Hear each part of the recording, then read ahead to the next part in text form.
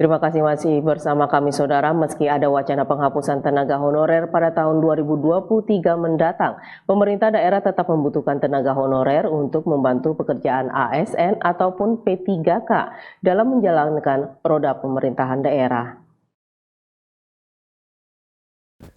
Pemerintah Provinsi Kepulauan Riau hingga hari ini masih menunggu keputusan resmi yang diberikan oleh pemerintah pusat terkait penghapusan honorer di lingkungan kerja pemerintahan.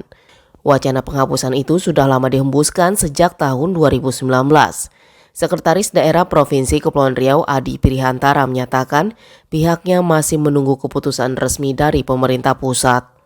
Karena diakuinya hingga saat ini, pemerintah daerah tetap membutuhkan tenaga honorer untuk membantu pekerjaan ASN ataupun P3K dalam menjalankan roda pemerintahan daerah.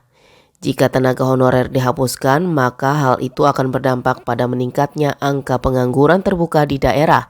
Pasalnya jumlah honorer sangat banyak. Namun Adi menyebutkan kemungkinan ada perubahan status tenaga honorer menjadi pegawai pemerintah dengan perjanjian kerja atau P3K. Hal itu bisa dilakukan jika formasi tersedia dan tenaga honorer yang akan dikontrak sudah memenuhi syarat minimal waktu pengabdian, yakni 5 tahun. Disebutkan. Bahkan tahun 2009 yang lalu juga sudah disebutkan, tidak ada lagi mengangkat honorer, tidak ada lagi mengangkat yang dulu di THL, K1, K2 dan sebagainya. Dulu juga sudah disebutkan. Tetapi kenyataannya di daerah diperlukan. Untuk membantu kinerja. Nah, ini apa? Bagian yang harus dua sisi dipikirkan. Karena kalau semua harus dihapuskan, pengangguran terbuka juga akan naik. Kemana mereka akan bekerja? Ya, makanya cara mendidik sekarang yang harus diubah, yaitu kemandirian dan kepiawaian untuk memprofesikan dirinya sehingga mampu bekerja dimanapun dan mampu menghasilkan apapun. Pak, jika nanti peraturan itu akhirnya jadi tenaga honorer kita tuh kita ubah status atau gimana?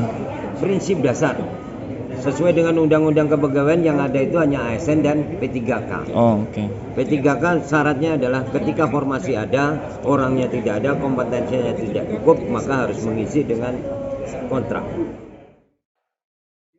Seperti diketahui, Kemenpan RB melalui surat Menpan RB nomor 185 tahun 2022 menghapuskan jenis kepegawaian selain PNS dan P3K di lingkungan instansi pemerintah. Alfonsius melaporkan dari Tanjung Pinang.